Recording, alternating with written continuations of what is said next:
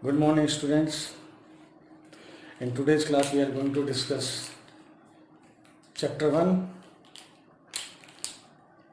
In chapter 1, the most important topic is laws, conservation laws. So in physics, we have 4 types of conservation laws.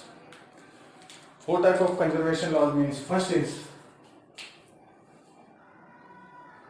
second, third and fourth. Basically 4 types of conservation law, but one is also conservation of mass, but we study in chemistry. That's why in physics we have used only 4 types of fundamental laws, conservation law. First is the conservation of energy. Conservation of energy. Second is conservation of charge.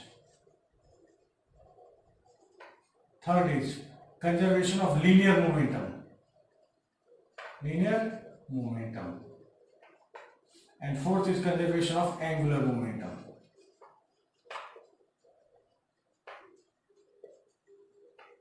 Okay, these are 4 fundamental laws in physics. First is conservation of energy. In 10th or 9th class we had studies. Conservation of energy state, energy neither be created nor be destroyed, but it convert one form into another form. This is the fundamental law of conservation of energy. Energy neither be created nor be destroyed, it's convert one form into another form. In 10th class you have studied about electrical energy converted into mechanical energy, chemical energy converted into electrical energy. These are the example of conservation of energy. Okay, so first is the very simple law, conservation of energy, but it is a very basic and fundamental law. Second law related to conservation of charge. Charge is also neither be created nor be destroyed. How we explain this charge is conservation of charge? Suppose we have plus 4 microcoulomb and minus 3 microcoulomb charge. After combining, it has 1 microcoulomb charge. So before joining the charge, the total individual charge on body A is plus 4 microcoulomb and body B is minus 3 microcoulomb. After joining them, the net charge is 1 microcoulomb. Look here, the total charge before joining is individually 1 coulomb, and after joining it is also 1 microcoulomb. For example, suppose 1 electron plus 1 proton combined, its form 1 neutron. Okay, and has some energy. So look here, the charge, net charge, proton has positive 1 charge, electron has minus 1 charge, so net charge on neutron is 0. So in this case we can say charge is conserved. And one more important law follow here, conservation of mass. Here mass of the proton and electron is unity, that's why mass of the neutron is also unity. But we have discussed only in this example conservation of charge. Charge is neither be created nor be destroyed. It is a good example of conservation of charge. Okay. And the third law related to linear conservation of linear momentum. According to third law, we know that Newton's second equation, second law is m into a. So this can be written as F equals to m dv by dt. Here, look here. F equals to m, a is equals to v minus u by t.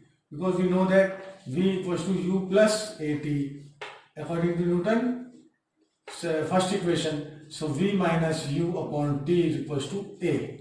We put here value of a, so we get this. So this is the in this case we can write here m v minus mu upon t. So it is final momentum. P2, momentum is denoted by PF. P is a momentum, F for final minus P initial, and change in time is delta t. So it is called delta P upon delta t. Now we can say that force F is equals to, F force is equals to rate of change of momentum. So according to Newton's second law, another statement we can say the rate of change of momentum is equals to applied force. If F is equals to 0, net force acting on a body or on a system is 0. That's why we can write here delta P upon delta T is equals to 0. Okay, so delta P is 0. Now we can say P is equals to constant. We can say if external force applied on the system is 0, then the total momentum of system should be conserved or constant. I repeat, when external force applied on a system is 0, that means total momentum of the system should be constant or 0. This is called linear conservation of linear momentum, third law. And fourth law is similar here, conservation of angular momentum. So we can write here conservation of angular momentum is related, this is for only linear motion and this is related for angular motion. So the term is denoted by, in next classes we can we will study about the angular momentum in rotational motion. Okay, chapter 6, chapter 7, physics part 1. But now we have used directly formula. Okay, so torque equals to d L by dt. Torque is the torque, L is angular momentum and T is a change in time. So if torque equals to 0, that means external torque applied on the system is 0. That means delta L by delta T is equals to 0. So delta L is equals to 0. So L is equals to constant. Look here. This is the conservation of linear momentum. This is for the linear motion. And conservation of angular momentum, this is for rotational motion. Expression is almost same, but this term is called torque, this is force. This is angular momentum, this is linear momentum, and here these are changing time. So we can say if external torque applied on the system is 0, if external torque applied on the system is 0, that means the whole angular momentum of a system should be constant or conserved. Again I repeat, if torque applied on the external system is 0, then we can say the total angular momentum of the system should be constant or 0. Okay. Once again I repeat, this is for linear momentum. Conservation of linear momentum is related for the linear motion, and conservation of angular momentum is related for the rotational motion.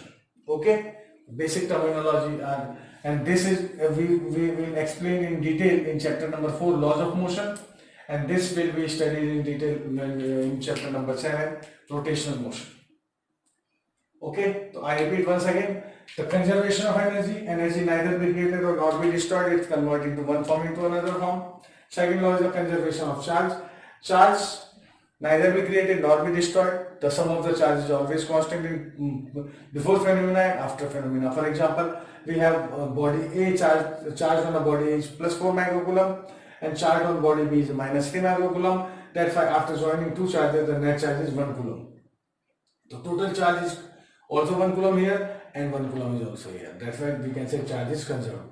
In general example, 1 electron and 1 proton mix, join it form the 1 neutron and release some energy, and here say electron has negative charge, proton has positive charge. That's why after joining them the net charge is 0. So this example shows the conservation of charge. Conservation of linear momentum is this: when external force applied on the system is 0, then total momentum of the body is conserved. Recoiling of gun, firing of gun, these are the good example of conservation of linear momentum. And fourth is the conservation of linear momentum. If external torque on the body applied on the system is 0, then the total angular momentum of a body is always conserved.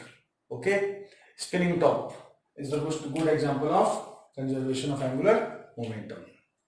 Okay, so these are the fundamental of chapter 1, physical world and measurements. Okay, and rest of the things are related to this chapter. You can study only, this is for related for reading and name of the scientist, which they the discovery related to scientist name, and you have to learn these stories and these name of the scientist. Okay, so for today's class that is over, and I think the chapter is also over. And if you have some queries, please contact me, or I hope I will try my best to clear your doubts.